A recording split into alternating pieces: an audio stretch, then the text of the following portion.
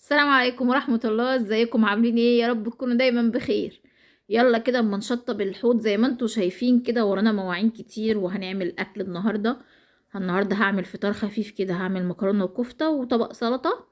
طبعا احنا عدينا هو اول 10 ايام في رمضان، وكل يوم في حيرة اكل هنعمل ايه.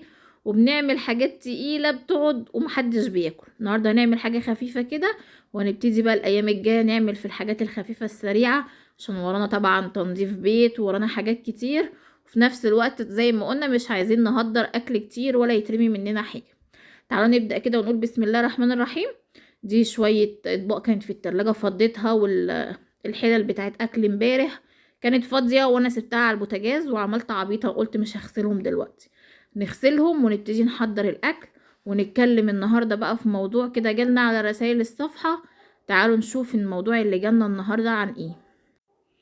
موضوعنا النهاردة، المشتركة معانا على الصفحة بعتالي شكوتها، بتقولي انا طلعت متجوزة طفل صغير، مش راجل كبير ومسؤول عن بيت، حاسة ان هو لسه مامته ما فطمتهوش، كل حاجة يرجع لمامته فيها. فبقول لها يعني ايه حضرتك؟ ايه اللي حضرتك بتقوليه ده؟ قالت لي بمعنى ان اي حاجة بتحصل لازم مامته يبقى عندها علم، ومامته اللي تقول يعمل ايه وما يعملش ايه، يجيب ايه وما يجيبش ايه. يعني لو انا نازله السوق حكمت عليه، لا مراتك ما تنزلش السوق وما تمسكش مصروف. مراتك تقعد وتشوف، انت تفتح التلاجة تشوف ايه اللي ناقص عندك وايه اللي هتاكله النهارده، وتنزل يا انت يا انا او اخواتك اللي ننزل نجيب لك الحاجه من السوق. لكن هي ما تنزلش كده، هتشيل من وراك قرش وهتدبر من وراك، وفي يوم من الايام لو هي مسكت قرش انت مش هتعرف تفتح بقك معاها. قلت لها يا ستي خير وبركة، ده هما بيريحوكي كده من مشوار السوق ومن المروح والمجاي. قالت لي لا مش هتيجي لدرجة انه يتحكموا فيا. انت النهاردة هتاكل فراخ ليه؟ ما انت لسه واكل فراخ من يومين. النهاردة هتاكل لحمة ليه؟ ما انت لسه من اسبوع واكل لحمة. لا لازم تشيل قرش ولازم تعمل. ومراتك ما تعرفش عنك حاجة. مش لدرجة برضو ان انا معرفش جوزي مرتبه ايه، او ايه اللي معاه وايه اللي مش معاه. قلت لها بمعنى ايه حضرتك؟ قالت لي بمعنى ان مفيش اي حاجة انا اعرفها عنه، اللي عارف كل حاجة عنه كل تفصيلة كبيرة او صغيرة هي مامته واخواته، هما اللي بيتصرفوا فيها. حتى لما جينا نتجوز وكنت بجيب عفشي وبجيب حاجتي، لقيت ان والدته هي اللي واقفة بتختار، انت هتجيب دي وهتاخد دي ومش هتاخد دي. فقلت يمكن هو بيراضي والدته عشان خاطر ست كبيرة، ما كنتش اعرف ان هي اللي متحكمة في كل حاجة وهو مسلمها كل حاجة في ايديها. حتى اول ما اتجوزت وربنا كرمني بحملي، لقيت ان هي اللي بتتحكم معايا في كل حاجة. انتي هتروحي للدكتور كذا، انتي هتولدي في المستشفى كذا، انا حطلك مبلغ كذا معين للولادة، لو زاد عن المبلغ ده نشوف الاقل منه.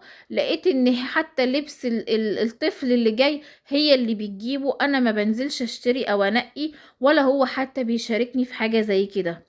وبرضو لاحظت فيه انه اي مشكلة تحصل له في الشغل او اي حاجة تحصل له يجري عليها يحكي لها الحقيني ده حصل كذا كذا كذا، ما يجيش يتكلم معايا او هو مش عارف ياخد القرار منه لنفسه او لوحده. رجعت برضو بصيت حواليا، لقيت ان جوزي ما جاش في يوم من الايام من ساعة ما اتجوزت قال لي انا خارج مع صاحبي الفلاني، او انا نازل اقعد مع صاحبي الفلاني على القهوة. لقيت ان هو ملهوش صحاب، صحابه الوحيد او الناس الوحيدة اللي يعرفها هي امه واخواته البنات، وامه واخواته البنات هم الامر الناهي في كل حاجة. انا مش عارفة اعمل ايه في حياتي او في دنيتي، او هكمل مع الراجل زي ده ازاي.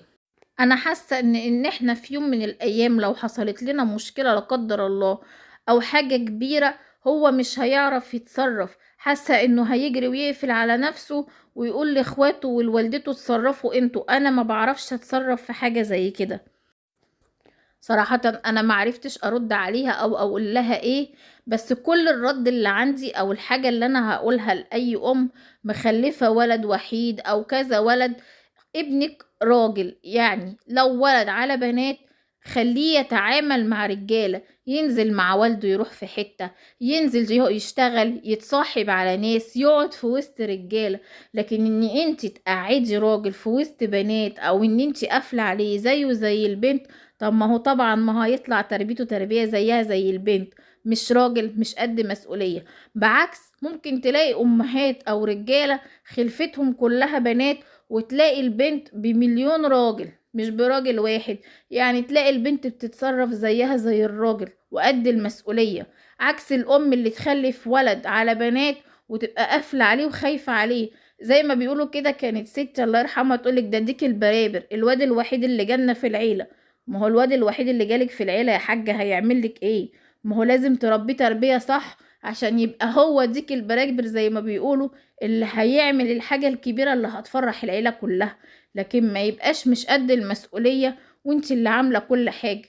يا ريت طالما ابنك كبر وهتجوزيه افطميه عنك، يشيل مسؤوليته لوحده، ما تشيليش انت عنه، وما تفكريش وما تقدميش حلول، هو اللي يقدم وهو اللي يفكر.